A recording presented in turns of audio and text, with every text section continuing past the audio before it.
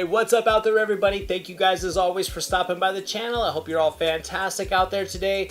This is my review of Greenland, starring Gerard Butler and Morena Baccarin. This is a natural disaster flick directed by Ric Roman Waugh. So let's get into the good, the not so good, and everything in between to see if this movie can deliver something fresh in this already heavily populated genre.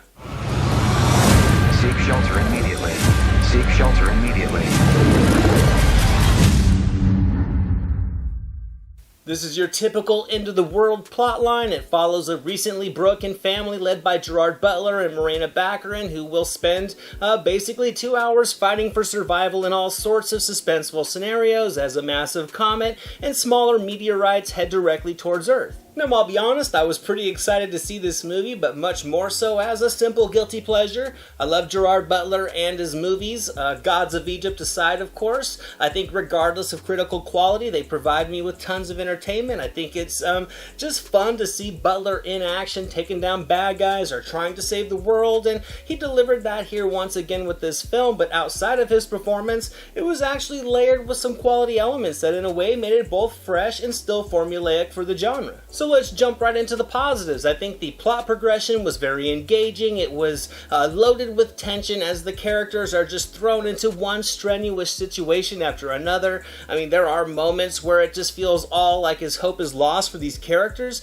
and it really did have me up on the edge of my seat, just riveted to see how and if they would be able to make it through okay, which I thought was pretty engaging. I also really enjoyed how the storyline focused on this small family and their journey, with the natural disaster element serving as a complement to their story. It wasn't just a series of CGI-driven sequences like we've been seeing on big screens since the 90s. It really spent a lot of time with this single family to enable that connection to the perils that they faced. I think it gave the movie just enough of a fresh, unpredictable atmosphere while still providing large-scale CGI devastation. And I can see where some will say that made the story a little slow and maybe boring in places, but for me, it really did create that level of substance to actually have a vested interest in what would happen rather than just sitting back for a popcorn flick to see some cool things get destroyed. It does deliver that, but it also provides strong character-driven moments as well. There is a constant chaos on the ground, fiery meteorites dropping from the skies, and it all cooks into a surprisingly immersive disaster flick. I also enjoyed and connected to the performances of both Butler and Baccarin and just the natural chemistry they had between each other.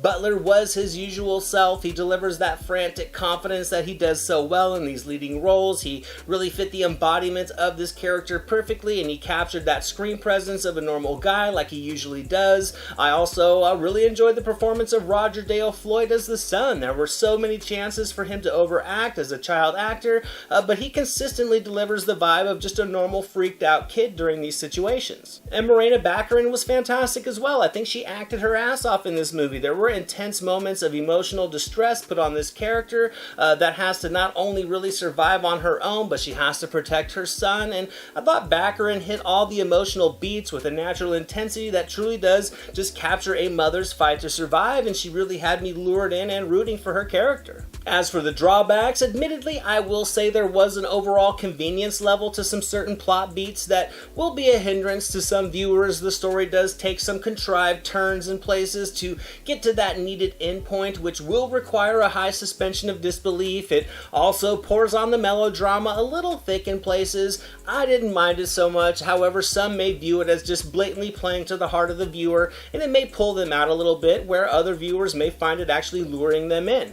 There also isn't a lot of character backdrop here. I personally don't think it was really needed. I know a little depth in the characters can go a long way for some viewers, but to me this was a situationally driven plotline. It wasn't a character-driven one. It was one that really relied on the suspenseful situations to compel the viewer instead of wasting time on little nuances of who this family was. I mean, it could be a drawback to some, but I think you can still easily put yourself in their position to feel the impact of this story progression. And in the end, I enjoyed this one. I had a good time watching it. Greenland's going to get 85%. It's not a groundbreaking movie by any means, but it is one that plays on the melodrama very effectively. It does tell a story we're familiar with, and it does feel a little bit like War of the Worlds with the aliens swapped out for comets and meteorites, but it certainly provides some genuine entertainment. The effort from the cast is a constant, and their charismatic performances can easily have you invested in this perilous journey. Now for today's My Silver Screen recommendations, I selected a few of my favorite favorite disaster flicks. First, I selected another that also deals with a comet, that being Deep Impact from 1998. It's a fun 90s ensemble cast.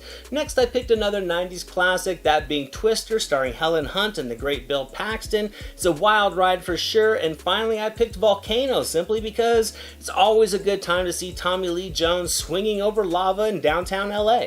Thank you so much for watching this video, guys. I hope you enjoyed it. If you did, drop it a thumbs up, leave a comment below. I'd love to talk movies with you guys. Share it with your friends, and without question, hit that subscribe button and the notification bell so you can never miss a video. Here are some links to some recent reviews just in case you missed them. All my social media links and the link to our official website are down in the description below, and I'll catch you next time.